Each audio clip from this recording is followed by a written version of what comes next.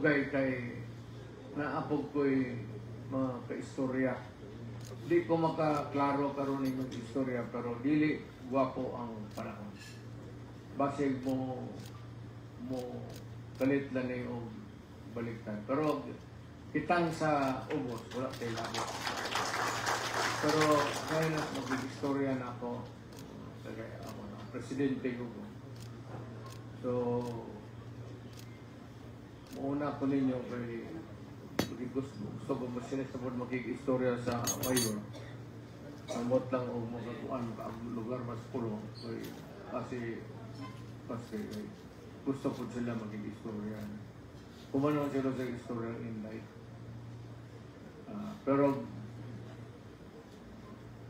ganit ni Malacanang kita ni tanan magtrabaho.